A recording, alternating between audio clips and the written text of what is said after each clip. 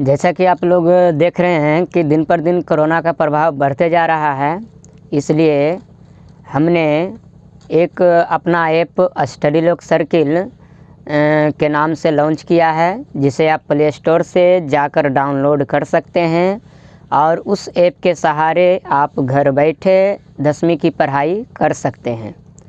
तो आज हम 10वीं की कक्षा बिहार बोर्ड में एक्सरसाइज 5 को पढ़ेंगे। एक्सरसाइज 5 में आपको समांतर श्रेणी अर्थात अर्थमेटिक प्रोग्रेशन के बारे में पढ़ना है। ये समांतर श्रेणी के आप परिभाषा यहाँ देख रहे हैं कि संख्याओं का वैसा अनुक्रम जिसके क्रमागत पदों का अंतर समान हो, समांतर श्रेणी कहलाता है। आप इसमें बहुत सारे वर्ड ऐसा देखेंगे जिसका अर्थ आपको पता नहीं है, तो समांतर श्रेणी को हम परिभाषा लिख दिए हैं और समांतर श्रेणी में एक वर्ड आया है अनुक्रम, जो आप लोग को समझने में कठिनाई होगा, इसलिए अनुक्रम की भी परिभाषा हमने लिख दिया है। तो आप क्या करेंगे, सबसे पहले आप लोग इसका परिभाषा अपने कॉपी में नोट कर लेंगे और बाकी नोट करने के बाद हम इसको विस्तार से बताते हैं कि समांतर श्रेणी होता क्या चीज़ है। तो सबसे पहले समांतर श्रेणी को समझने के लिए इसमें 2 वर्ड आया है। एक आपको आया है समांतर और एक आपको आया है श्रेणी। ये श्रेणी को हम या तो श्रेणी बोल सकते हैं या अनुक्रम बोल सकते हैं, इंग्लिश में इसको सीक्वेंस भी बोल सकते हैं, एक पैटर्न बोलिए। तो समांतर श्रेणी, आप इस चैप्टर का जो नाम है समांतर श्रेणी, इसी वर्ड से समांतर श्रेणी की परिभाषा को दे सकते हैं। तो समांतर के अर्थ पहले आप समझिए कि समांतर होता क्या चीज़ है। तो समांतर का वर्ड को अगर हम तोड़ेंगे तो देखिए क्या बनता है, समांतर। इसका अर्थ होता है समान अंतर। आप लोग आगे ज्यामिति में भी पढ़े होंगे, कक्षा 8-7 में समांतर रेखा के नाम से। तो समांतर रेखा पढ़ते थे तो क्या होता था उसमें कि 2 रेखा रहता था और 2 रेखा के बीच में कहीं भी बीच की दूरी अगर हमको निकालना होता था तो जो इस यहाँ पर दूरी है, मान लिए कि ये दोनों रेखा के बीच यहाँ पर दूरी 5 सेंटीमीटर का है, तो यहाँ पर भी दूरी 5 सेंटीमीटर का ही होगा और कहीं पर भी इसका दूरी आप निकालिएगा तो 5 सेंटीमीटर का ही होगा। अर्थात यहाँ पर आप समझ रहे हैं कि 2 रेखा के बीच की जो दूरी है उस समान अंतर पर है, कहीं पर भी चल जाइए, तब इसको हम कहते थे कि समांतर रेखा है, तब इसका नाम देते थे समांतर रेखा। उसी प्रकार आप समांतर श्रेणी में पढ़ सकते हैं। तो समांतर श्रेणी में अगर आपको ये श्रेणी पता चल गया तो समांतर श्रेणी का मतलब समझ जाएंगे। तो श्रेणी का मतलब होता है अनुक्रम। तो सबसे पहले समांतर श्रेणी को समझने से पहले आपको अनुक्रम समझना होगा। अनुक्रम, इसको हम श्रेणी भी बोल सकते हैं। अनुक्रम कहते किसको हैं? तो यहाँ पर देख रहे होंगे आप कि संख्याओं के एक निश्चित नियमानुसार क्रम को अनुक्रम कहते हैं। संख्याओं के एक निश्चित नियमानुसार क्रम को मतलब संख्या को अगर हम एक निश्चित नियम के अनुसार अगर उसको सजाते हैं और सजाने के बाद जो हमको मिलता है उसी को हम अनुक्रम के नाम से जानते हैं। यहाँ पर अनुक्रम के 3 एग्जाम्पल दिए हैं, तीनों एक नियम का पालन करते हुए अनुक्रम बना है। जैसा कि आप यहाँ देख रहे हैं कि 4 और 7, तो 4 और 7 में 3 का अंतर है, तो यहाँ भी 3 का अंतर है, यहाँ भी 3 का अंतर है। अर्थात यह जो अनुक्रम आपको दिख रहा है यह 3 के अंतर से बना है। अर्थात इसमें 3 ऐड किए तो 7 बना, 7 में 3 जोड़े 10 बना, 10 में 3 जोड़े 13 बना, फिर 3 जोड़ेंगे 16 बनेगा। उसी तरह से यह बढ़ते चला जाएगा। तो यह जो अनुक्रम है मतलब 3 जोड़ने के बाद हमको प्राप्त हुआ है। अब इस अनुक्रम की चर्चा करते हैं कि यह अनुक्रम किस निश्चित नियम का पालन करके बना है। तो इसमें हम देख रहे हैं कि पहले 1 है, 1 के बाद आ गया 1/3, अर्थात 1 में हम 1/3 से गुना किए तब जाकर बना है 1/3। फिर 1/3 में फिर 1/3 से हम गुना कर दिए तब जाकर बना है 1/9। फिर 1/9 में हम 1/3 से गुना किए तब बना है 1/27। तो इस तरह से आपको यह अनुक्रम प्राप्त हुआ है। तो यह जो अनुक्रम प्राप्त हुआ है सभी में 1/3 को गुना करने से प्राप्त हुआ है। आप तीसरा अनुक्रम देखिए, तो ये जो 5 है, इस 5 में क्या किए, 5 से गुना किए। पहले 5 में 5 से गुना किए, यहाँ पर 5 था, इसमें हम 5 से गुना किए तब जाकर बना 25, मतलब 5 का स्क्वायर, स्क्वायर के मतलब इसको 2 बार गुना करना है। फिर इसमें अगर 5 से गुना किए, मतलब 25 में अगर हम 5 से गुना किए तब 125 आया। फिर 125 में अगर हम 5 से गुना किए तब जाकर 625 आया। तो इस तरह से ये अनुक्रम बना है। इसमें आप तोड़ेंगे तो 5 का पावर 1 है तो 5 हो गया, ये 5 का पावर 2 है तो 25 हो गया, ये 5 का पावर 3 है का मतलब 5 गुना 5 गुना 5, मतलब 3 बार इसको गुना करिए तो 125, उसी तरह से टूट के आ जाएगा। तो यहाँ आप लोग देखें कि इसमें 3 तरह के अनुक्रम बना। तो हम लोग को जो 10वां में पढ़ना है, 10वीं में जो हमको पढ़ना है अनुक्रम, वो ये वाला अनुक्रम पढ़ना है। ये दोनों अनुक्रम की चर्चा आप लोग नेक्स्ट क्लास में करिएगा, मतलब 11th में जाकर। तो इसकी चर्चा हम अभी नहीं करेंगे, हम चूँकि 10वां में पढ़ने वाले हैं इसलिए हम इस अनुक्रम की चर्चा करेंगे। तो आप लोग क्या करिएगा, वीडियो को पॉज करके पहले पूरा लिख लीजिएगा। हम इसको मिटा रहे हैं, मिटाने के बाद अब इसको परिभाषा डिटेल से समझा रहे हैं। तो अनुक्रम की परिभाषा आप समझ चुके होंगे कि संख्याओं का एक निश्चित, मतलब कोई भी संख्या है, बहुत सारा संख्या है, उसको जब निश्चित नियम के अनुसार से अगर हम उसको सजाएंगे तो जो हमको मिलेगा उसी को हम अनुक्रम कहेंगे। तो इसको हम मिटाते हैं, और मिटाने के बाद जब अनुक्रम समझ गए होंगे तब इसका बताते हैं समांतर श्रेणी के बारे में। तो इसको हम मिटा देते हैं।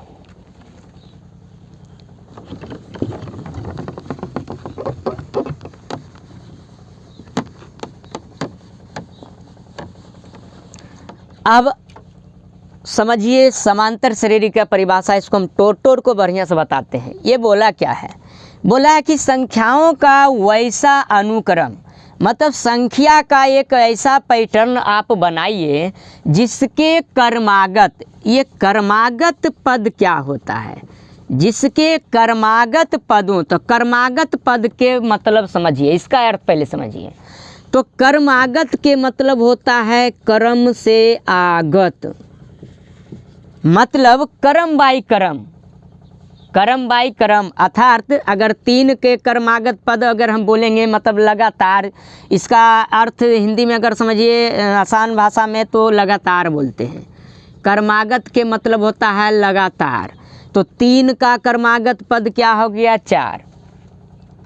3 का कर्मागत पद क्या हो गया, 4। अगर पैटर्न वाइज इसको हम सजाएंगे तो कभी कभी जैसे मान लिए कि कोई पैटर्न वाइज सजा दिए कि 3 के बाद हम 6 किए, 6 के बाद 9 किए, 9 के बाद 12 किए, तो यहाँ पर इसका जो कर्मागत पद होगा वो 4 ना होकर 6 होगा। तो कर्मागत पद, कर्मागत पदों का अंतर समान हो, समांतर श्रेणी कहलाता है। मतलब वो वही आपको बताएं कि वैसा अनुक्रम जिसके कर्मागत पदों का अंतर समान हो उसको हम समांतर श्रेणी के नाम से जानते हैं। जैसा कि आपको एग्जाम्पल दिया गया है कि 2 और 3, इसमें कर्मागत पद ये दोनों हैं तो इसका अंतर क्या है, 1 है। इसमें कर्मागत पद 3 और 4 है, इसका अंतर भी 1 है। इसमें कर्मागत पद 5 और 4 है, इसका भी अंतर क्या है, 1 है। उसी तरह 4, 7, 10, 13 में भी देखिए कि इसमें कर्मागत पद का अंतर क्या है, 3 है। इसमें कर्मागत पद का अंतर क्या है, 3 है। इसमें भी कर्मागत पद का अंतर 3 है। इसमें आते हैं तो √2 है और 2√2, 3√2 और 4√2। इसमें भी कर्मागत पद के अगर अंतर हम निकालना चाहें तो इसमें √2 आएगा अंतर, इसमें भी रूट 2 आएगा और इसमें भी रूट 2 आएगा। इसको भी हम बता देते हैं कि कैसे घटेगा, कितना बच्चा को अगर घटाने में प्रॉब्लम हो रहा है तो देखिए कि जैसे क्रमागत पदों का अंतर के मतलब होता है कि अंतर के मतलब भी होता है कि बड़ा में से छोटा को घटाना। तो इसमें बड़ा पद है 2 रूट 2 और छोटा पद है रूट 2। तो अगर हम 2 रूट 2 में रूट 2 को घटाते हैं तब क्या हमको मिलता है। तो इसमें देख रहे हैं कि इसमें भी रूट 2 है, यहाँ भी रूट 2 है, तो रूट 2 को आप कॉमन ले लीजिए। कॉमन लेंगे तो यहाँ 2 बचेगा, यहाँ माइनस है, यहाँ पर नहीं कुछ। कॉमन के मतलब होता है भागा देना, रूट 2 को रूट 2 से भागा देंगे तो 1 आ जाएगा। तो रूट 2 हो गया, 2 में से 1 चला गया तो 1, मतलब इसका मान आ गया रूट 2। या आप सीधा भाषा में इसको क्या माने कि रूट 2 को हम मान लिए कि ये आम है, रूट 2 को मान लिए कि आम है। तो 2 आम, इसके आगे नहीं कुछ तो 1, तो 2 आम में से 1 आई आम, तो 2 आम में से 1 आम चला गया तो बचेगा 1 आम। 1 आम और आम को हम माने थे रूट 2, तो 1 रूट 2, तो इसको 1 का मतलब नहीं होता है, तो इसलिए हम इसको रूट 2 लिख दिए। तो ऐसे डायरेक्ट आप बना सकते हैं अगर ये मोटा बुद्धि आप लगाते हैं तब, और नियम अनुसार बनाइएगा तो इस ढंग से इसको घटा सकते हैं। तो ये सब कैलकुलेशन आपको आना चाहिए।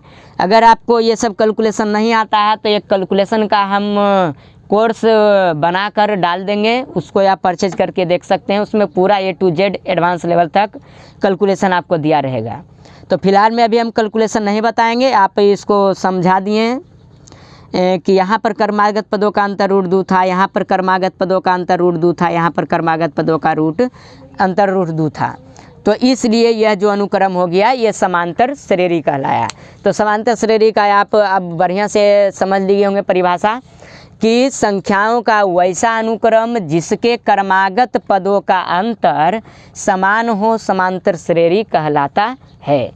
तो इस चैप्टर में हम समांतर श्रेणी के बारे में परिभाषा पढ़ लिए। अब इस समांतर श्रेणी में कौन कौन से पद आते हैं, इस पद के बारे में ज़रा हम चर्चा कर लेते हैं। तो अब इसको हम मिटा दे रहे हैं। तो समांतर श्रेणी में पद कौन कौन से आते हैं इसको देख लीजिए पहले आप, और उस पदों को हम क्या क्या चीज़ से सूचित करेंगे। तो देखिए एक समांतर श्रेणी का एग्जाम्पल लेते हैं। जैसे हम ले लिए कि 4 ले लिए, 8 ले लिए, 12 ले लिए, 16 ले लिए, इसी तरह से डॉट डॉट डॉट। तो इसमें आप देख रहे हैं कि ये जो पद है, 1 पद हुआ, 2 पद हुआ, 3 पद हुआ, 4 पद हुआ, इसका मतलब इसको हम पद बोलेंगे। ये समांतर श्रेणी का जो भी होगा संख्या, उसको प्रत्येक संख्या को हम पद बोलेंगे। तो पद को क्या चीज़ से सूचित करेंगे। तो अगर पहला पद होगा अर्थात ये वाला आप देख रहे हैं, तो इस पहला पद को हम A भी बोलते हैं, A1 भी बोलते हैं, T1 भी बोलते हैं। T1 अर्थात हम पहला पद को A से सूचित कर सकते हैं, A1 से भी सूचित कर सकते हैं, T1 से भी सूचित कर सकते हैं। अब हम दूसरा पद को क्या बोलते हैं। तो दूसरा पद को A2 बोल सकते हैं या T2 बोल सकते हैं। तीसरा पद को हम क्या बोल सकते हैं, तो A3 बोल सकते हैं, T3 बोल सकते हैं। चौथा पद को हम क्या बोल सकते हैं, तो चौथा पद को हम A4 बोल सकते हैं और T4 बोल सकते हैं। मतलब आप पदों के बारे में भी जान गए कि इसी तरह से अगर 5वां पद है तो A5 या T5, छठा है तो A6 या T6, उसी तरह से आप लिख सकते हैं। अच्छा, तो इसको अगर हम अंतिम पद को अगर सूचित कर सकते हैं, मतलब अंतिम पद, इसमें हमको पता नहीं है कि टोटल कितना पद है। मान लिए कि इसमें n पद है, टोटल n पद है, कुल पदों की संख्या कितना है, कुल पदों की संख्या इसमें मान लिए n है। इसमें डॉट डॉट डॉट दिया गया है, डॉट डॉट डॉट दिया गया है, इसका अर्थ है कि अनंत तक बढ़ते चल जाएगा। तो मान लिया कि इसका कुल पदों की संख्या कितना है, n है। तो n है, तो जो अंतिमा पद होगा उसको हम किस चीज़ से सूचित करेंगे। तो इसमें जो अंतिम पद होता है, अंतिम पद को या तो हम an बोलते हैं, या तो हम tn बोलते हैं, या तो हम l भी बोलते हैं।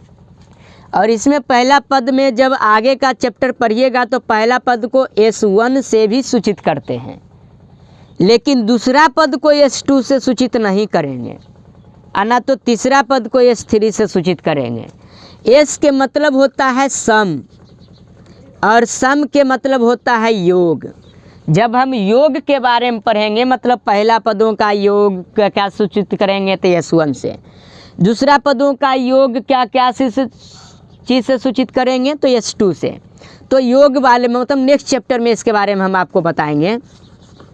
फिलहाल आप अंतिम पद के बारे में पढ़ लीजिए कि अंतिम पद को हम AN बोलते हैं या TN बोलते हैं या L बोलते हैं। उसके बाद अगर पदों की संख्या हो गया, पदों की संख्या आप यहाँ देख रहे हैं, पदों की संख्या को हम N से सूचित करते हैं, पदों की संख्या को हम N से सूचित करते हैं। अब आ गया इसमें और पद भी है, तो इसको आप थोड़ा सा वीडियो को पॉज करके आप इसको नोट कर लीजिएगा बुक कॉपी में। अब इसको मिटा रहे हैं और इसके नेक्स्ट पद के बारे में इसमें जो चीज़ें मिलेगा आपको उसका संकेत को जानना बहुत ज़रूरी है, इसलिए हम इसका आगे क्या क्या होता है उसका संकेत आपको बता रहे हैं। तो अब हम इसमें बता रहे हैं कि जैसे इसमें हम दे दिए कोई भी AP ले लेते हैं, चले 3 ले लिए, 6 ले लिए, 9 ले लिए, 12 ले लिए, डॉट डॉट डॉट, तो ये AP बन गया। इस AP में जो यहाँ पर बताए थे पदों का जो अंतर होता है, पदों का अंतर जो यहाँ पर आया 3 आया, यहाँ भी 3 आया, यहाँ भी 3 आया, तो पदों के अंतर को हम क्या कहते हैं? तो पदों के अंतर को कहा जाता है सार्व अंतर। इसको हम D से सूचित करते हैं, छोटी d, सार्व अंतर। पदों के अंतर को हम क्या कहते हैं? सार्व अंतर। तो यहाँ पर लिखते हैं किसी, इसको शॉर्ट में लिख देते हैं AP, तो किसी AP में पदों के अंतर को, पदों के जगह आप लिख दीजिएगा किसी AP में कर्मागत पदों, कर्मागत पदों के अंतर को सार्व अंतर कहते हैं, सार्व अंतर कहते हैं। तो यहाँ पर जैसे आप देख ही रहे हैं कि 3 है, 6 है, 9 है, 12 है, डॉट डॉट डॉट है, तो इसमें पदों का अंतर है 3, तो इसका जो सार्व अंतर होगा निकाल कैसे सकते हैं? तो अगला पद माइनस पिछला पद कर सकते हैं, मतलब 6 घटाओ 3 करेंगे तो 3 आएगा, तो सार्व अंतर इसमें 3 हुआ। सार्व अंतर के बारे में भी आपको डिटेल से बताते हैं, आप क्या करिएगा इसको भी उतार लीजिएगा। तो सार्व अंतर को भी हम डिटेल से इसको तोड़ते हैं, इसको बारे में भी आप समझ लीजिएगा बढ़िया से। सार्व के मतलब क्या होता है और अंतर के मतलब क्या होता है? तो सार्व के मतलब होता है सभी में, और अंतर के मतलब आप जान ही रहे हैं। अंतर मतलब जिस AP के बारे में अगर हम देखेंगे उस AP के कर्मागत पदों, मतलब सभी पदों का जो अंतर होगा उसी को हम सार्व अंतर कहेंगे। सभी कर्मागत पदों का जो अंतर होगा उसी को हम सार्व अंतर कहेंगे, मतलब सभी कर्मागत पदों का अंतर। तो आप वर्ड से ही इसकी परिभाषा निकाल सकते हैं। ऐसे इसको हम D से सूचित करते हैं, जो आपको लिख दिए हैं यहाँ पर, छोटी d से सूचित करते हैं। तो इसको भी हम मिटा रहे हैं, इसको भी आप उतार लीजिएगा। तो ये सब जो पद थे, ये सभी पद के बारे में हम आपको बताएं, और भी कुछ पद है उसके बारे में भी आप देखिए। मैंने AP का निर्माण करने के लिए अब बताते हैं। हम जान गए कि पहला पद को हम A बोलते हैं, ये हो गया प्रथम पद, ये हो गया प्रथम पद, और दूसरा पद तो बाद में हम जानेंगे। सार्व अंतर को हम बोलते हैं D, सार्व अंतर को हम बोलते हैं D। अब इसमें देखिए एक AP निर्माण करके आपको बताते हैं। मान लिए कि पहला पद हमको 2 दिया है और सार्व अंतर मान लिए कि 3 दिया है, तब AP निकालिए। तब कैसे निकालेंगे? तो कुछ नहीं करेंगे, तो यहाँ पर पहला पद है, जो पहला पद लिख देंगे। दूसरा पद लिखने के लिए हमको अंतर 3 दिया है, वो भी प्लस में दिया है, यहाँ कुछ नहीं तो प्लस छिपा रहता है। तो इसमें 3 ऐड करेंगे तो 2 में 3 जोड़ेंगे तो होगा 5, फिर 3 जोड़ेंगे तो होगा 8, फिर 3 जोड़ेंगे तो होगा 11। उसी तरह से डॉट डॉट डॉट आगे बढ़ते चल जाएगा। तो यहाँ पर हम एक एपी का निर्माण कर लिए। अब देखिए इससे बहुत सारा टर्म आएगा आपको, देखिए इसको बढ़िया से।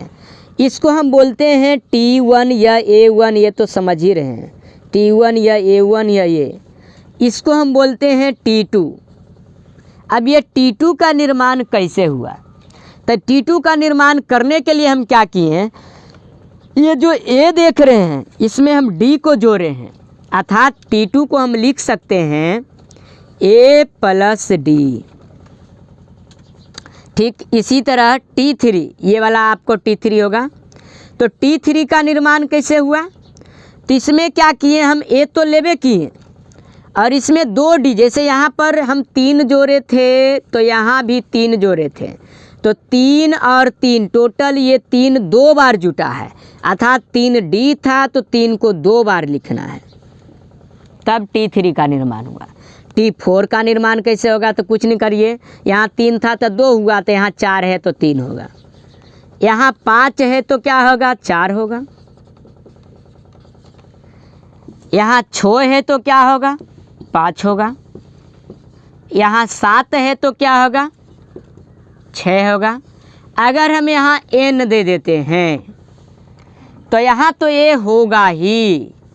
अब हम क्या बोले, ये कैसे 6 आया? तो 7 में 1 घटाएं और d से गुना किए, तो यहाँ पर n है तो n में आप 1 घटाइए और d से गुना करिए, तो इससे आपको एक सूत्र मिल गया Tn का। एक बार फिर समझिए, यहाँ पर 6 था तो 6, तो यहाँ 5 कैसे आया? तो 6 में 1 घटाएं और d से गुना किए, तब यहाँ 5d आया। 7 था तो छोटी कैसे आया? तो 7 में 1 घटाएं और d से गुना किए तो छोटी आया। तो यहाँ पर n है तो n है तो यहाँ पर क्या करेंगे? तो वही करेंगे, n में से 1 घटाएंगे और d से गुना करेंगे, तो ये हमको Tn का सूत्र बन गया। Tn को हम An भी बोल सकते हैं, तो An बराबर भी ये लिख सकते हैं,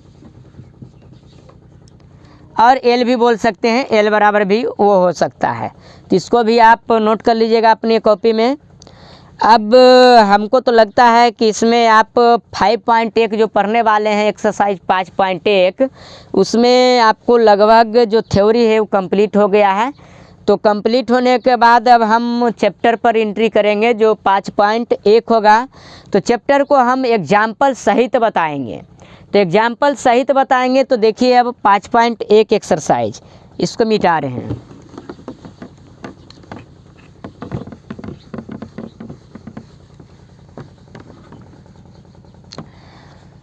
तो 5.1 एक्सरसाइज BTBC बुक से चलते हैं, जो 10वां में चलता है, बिहार बोर्ड का बुक सरकारी, उसी बुक में चलते हैं 5.1 पर।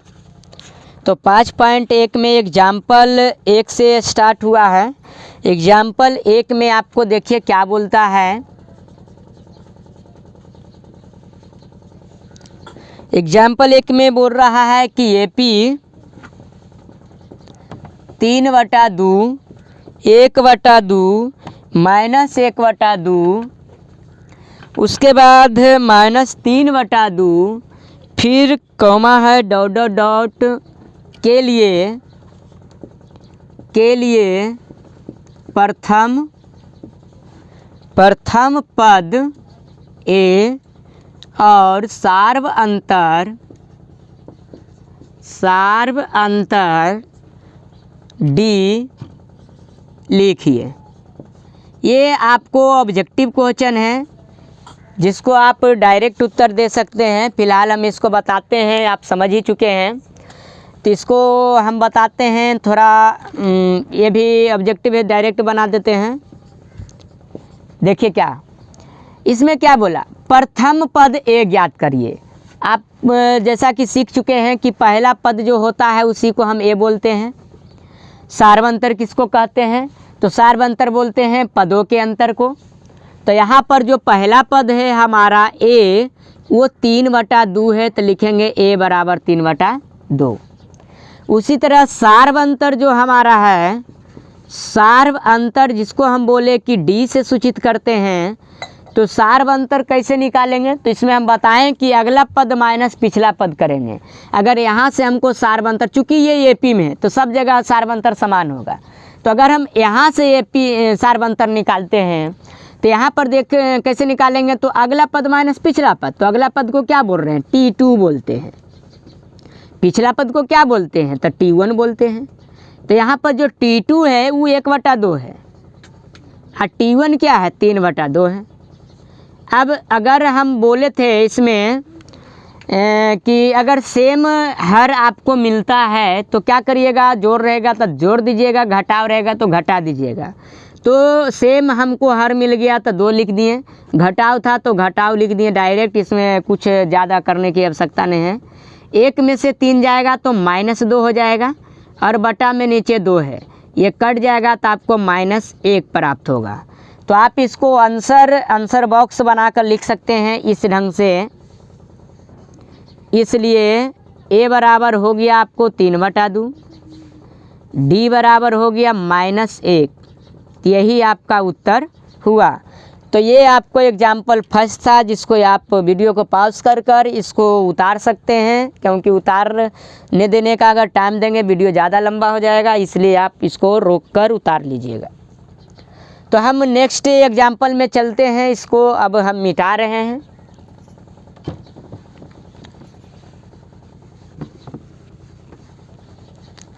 तो नेक्स्ट एग्जाम्पल अब आ रहे हैं, क्या दे रहा है नेक्स्ट एग्जाम्पल में वो हम देख लेते हैं।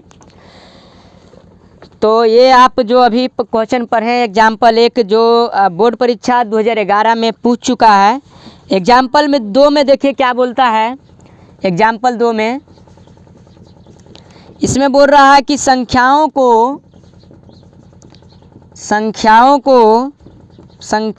की लिखा है कि निम्नलिखित सूचियों में से कौन से AP नहीं है? यदि इनसे कोई AP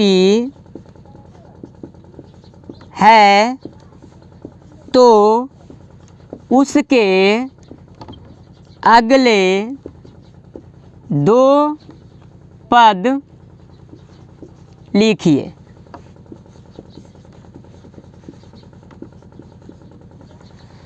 और यहाँ पर क्वेश्चन दे रखा है, पहला में 4 है, 10 है, 16 है, 22 है। ये पहला क्वेश्चन है। तो हम दूसरा क्वेश्चन बाद में लिखेंगे, इसको बनाने के बाद। इसमें क्या लिखा है ये देखिए, बोला संख्याओं को निम्नलिखित सूचियों में से कौन कौन से AP नहीं है, यदि इनसे कोई AP है तो उसके अगले 2 पद लिखिए। मतलब पहले आपको जांचना है कि कौन कौन AP में है। अगर AP में है तब इसका आगे का 2 पद आपको लिखना है। तो देखिए हम पहले जांच लेते हैं कि AP में कैसे है कैसे नहीं है। तो AP में होने के लिए एक ही शर्त है कि सभी का सार्व अंतर जो होना चाहिए समान होना चाहिए। तो हम क्या लिखते हैं, सबसे पहले इस जो AP है इस AP का सार्व अंतर पहला निकालते हैं, मतलब ये दोनों के बीच सार्व अंतर निकालेंगे, इसको हम D1 से सूचित कर रहे हैं। तो पहला सार्व अंतर निकालते हैं तो अगला पद माइनस पिछला पद होगा, अर्थात 10 - 4, तो यहाँ पर हो जाएगा 6। अगर हम दूसरा निकालेंगे यहाँ से सार्व अंतर, तो इसको हम लिख सकते हैं 16 - 10, 16 - 10, तो यहाँ पर आ जाएगा 6। उसी तरह से यहाँ सार्व अंतर, तो इसको D3 से सूचित कर रहे हैं, तो हो जाएगा 22 - 16, ये भी आ गया 6। जैसा कि आप देख पा रहे हैं कि यहाँ पर सभी जो D1 है, D2 है, D3 है, सभी का मान समान आया है। और चूँकि हम समांतर श्रेणी का परिभाषा पढ़ चुके हैं कि यदि क्रमागत पदों का अंतर अगर समान आता है तो उसको हम एपी में बोलते हैं।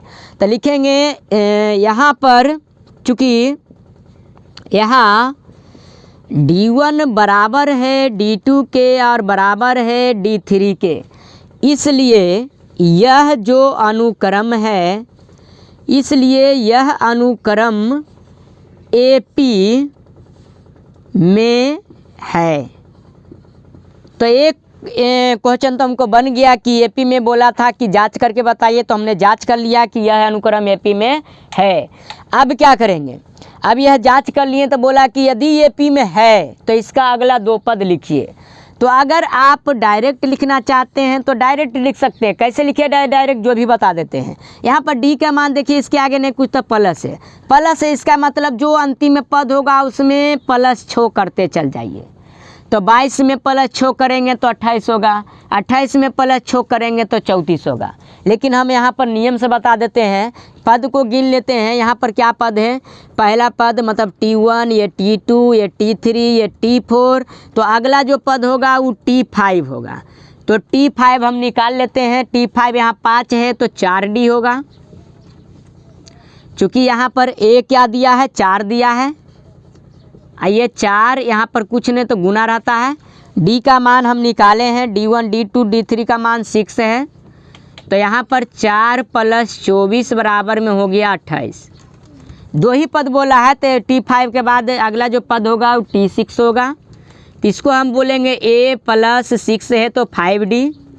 तो A का मान यहाँ पर 4 दिया है और यहाँ पर 5 देल है। यहाँ पर जो D का मान दिया है तो D का मान हम निकाले हैं 6, तो हो गया 6 × 5 = 30, तो ये बन गया 34। तो इस तरह से इसको हम लिख सकते हैं। इसलिए इसका अगला